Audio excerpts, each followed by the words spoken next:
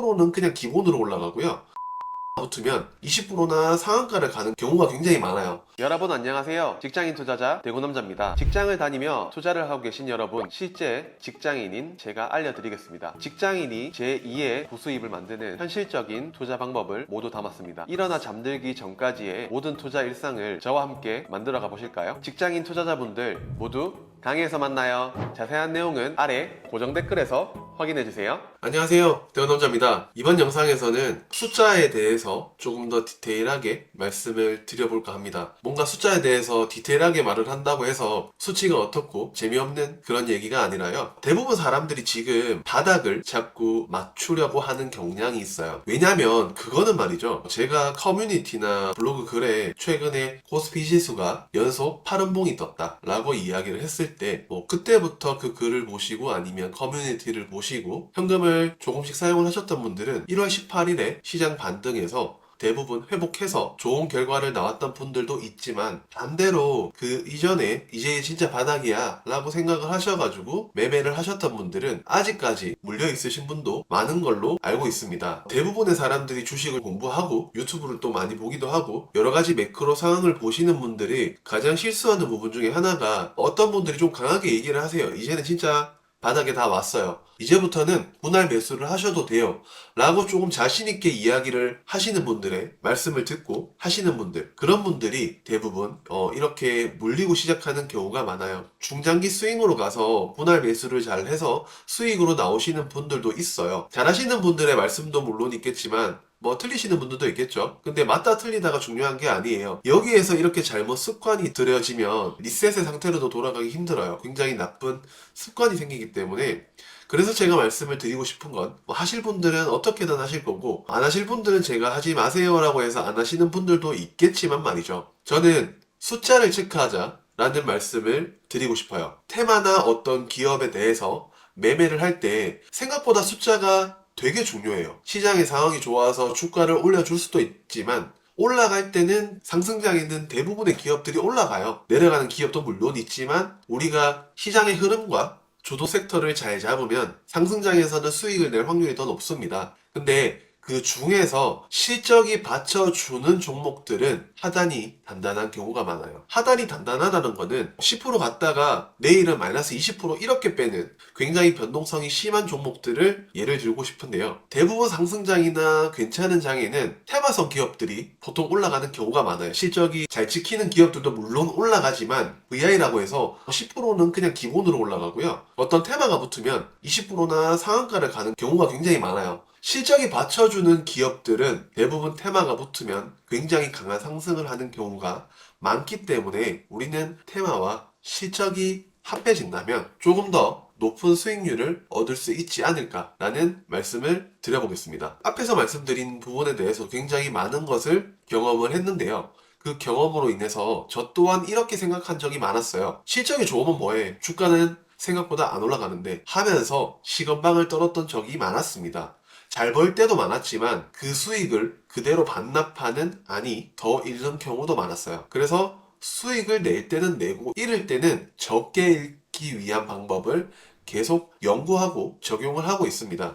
그래서 제가 최근에 유튜브 커뮤니티나 블로그에 리딩의 영역에 있는 문장이나 단어들은 굉장히 조심할 수밖에 없습니다. 그거를 가지고 그럴 거면 글을 쓰지 말라느니, 약 올리냐느니 논리냐느니 이런 얘기도 있어서 참 답답하기는 한데요. 저는 리딩을 할 생각도 없고 제 투자가 제일 먼저예요. 물론 제 영상을 보고 도움을 받으시는 분들을 위해서 영상을 찍는다는 제가 말을 못할 것 같아요. 왜냐하면 제 투자가 먼저기 때문에. 그래서 사라, 팔아라, 좋다 안 좋다 이렇게 얘기를 해서 주식에 대해서는 특히나 좋은 이야기를 못 듣는 걸 알기 때문에 그 부분을 제가 긁어드리지는 못할 것 같다고 말씀을 드리면서, 이번 1월 네 번째 주 일정 정리 및 관련 기업들에 대해서 말씀을 드려보겠습니다. 1월 22일 월요일부터 시작을 한번 해볼게요. 이때는 2024년 배터리 산업 전망에 대한 신소재 및 신기술에 대한 전망과 관련된 행사가 있을 예정입니다. 22일부터 23일까지 양일간 열리게 되며 이 일정으로 인해서 아마 관련 기업들의 주가가 일시적으로 튈 가능성도 우리는 충분히 예상을 해봐야 된다고 생각을 합니다. 개인적으로는 제가 이 일정과 관련해서 혹은 2차전지와 관련해서 블로그나 호모트 카페 리포트를 작성했던 CNT, 즉 탄소 나노 튜브와 관련된 파우더, 분산핵과 관련된 이야기가 필수적으로 나올 거라고 생각을 합니다. 더해서 2차전지의 섹터의 흐름을 바꿀 만한 것 중에 전고체에 대한 얘기가 이 일정의 화두가 될 것 같다고 생각을 하고요. 그래서 전고체 배터리 관련주로는 삼성 SDI를 봐야 하는 것이 어떻게 보면 정석이긴 해요. 하지만 배터리 셀 기업들의 주가 상황이 너무나도 좋지가 않아요. 그래서 단기적인 반등이 나오더라도 뿅망치로 이렇게 세게 내려 찍는 그런 모습이 나올 것 같아서 전고체 배터리 관련 기업으로는 저는 이수 스페셜티 케미컬 동아 기업 정도를 체크해 볼 것 같습니다. 다음 23일 화요일로 넘어가 보면요. 미국에서 텍사스 인스트루먼트 실적 발표가 있을 예정입니다.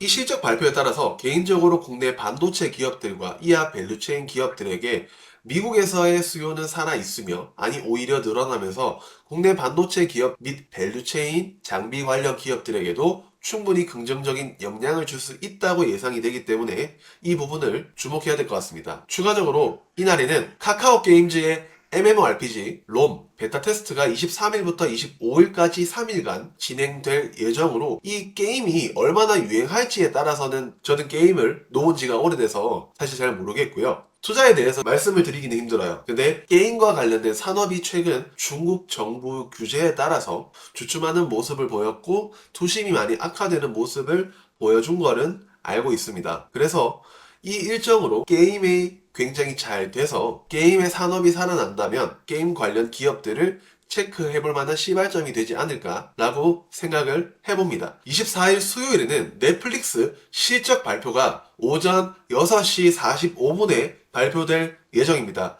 최근에 제가 정말 재밌게 보고 있는 웹툰에서 파생된 드라마가 있는데요. TVN에서 하는 내 남편과 결혼해줘라는 드라마인데요. 최근 다시 사람들의 입에 OTT와 드라마가 오르내리는 모습을 보면서 넷플릭스의 실적도 생각보다 나쁘지 않게 나온다면 우리는 국내 드라마, 웹툰, OTT 관련 기업들의 방향성도 꽤 괜찮게 나올 것이라고 생각을 합니다. 네이버의 웹툰으로부터 내 남편과 결혼해줘라는 드라마가 시작된 것이기 때문에 저는 넷플릭스의 실적이 잘 나온다면 네이버를 시작으로 관련 OTT 기업들까지 체크를 해볼 것 같습니다. 아마 드라마 분야에서는 저보다 더 잘 아시는 분들이 많을 것이기 때문에 관련된 기업들을 취향에 따라 찾아보시면 좋을 것 같습니다. 추가적으로 저번 주에 공모 청약을 했던 우진엔텍이 이날에 상장을 하기 때문에 공모를 받으신 분들은 잘 대응하시면 좋을 것 같습니다. 저는 한 주도 안 나왔더라고요. 같은 날에 사업화 유망 원자력 기술 설명회가 있습니다. 이 일정의 제목만 듣는다면 원자력? 그러면 소형 원자료? 소형 원자로 SMR 관련 기업을 봐야 되나?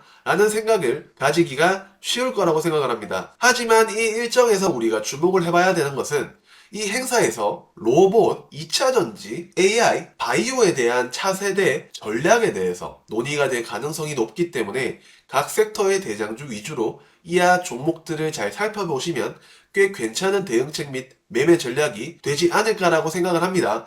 각 섹터와 관련해서는 저는 이 일정에 대해서는 얘기를 해드리지 않을 거예요. 왜냐하면 제가 이 일정에 대해서 매매를 할 예정이니까요. 25일 목요일로 가보겠습니다. 더해서 코인에 대해서 저는 잘 모르고 투자를 안 하지만 미국 SEC에서 이더리움 코인 ETF 출시에 대해서 언급이 될 예정인데 말이죠. 시장에서는 이미 이더리움 현물 ETF에 대해서 올해는 승인이 어렵다라는 관측이 지속적으로 나오고 있습니다. 실제로 미국 증권거래위원회 즉 SEC에서 ETF 승인될 확률은 50% 미만이라고 밝힌 상황이기 때문에 아직까지 가상자산에 대해서 거리를 두고 있는 게리 갠슬러 SEC 의장 발언에서도 볼 수 있듯이 승인이 되지 않을 확률에 대해서도 우리는 고려를 해봐야 된다고 생각을 합니다. 만약에 승인이 조금 더 확실해진다면 이 일정으로 인해서 관련주로는 우리기술투자, 위메이드, 다날, 갤럭시아 머니트리 정도를 체크해 볼 것 같습니다. 그리고 이날에는 미국 경제 성장률의 경우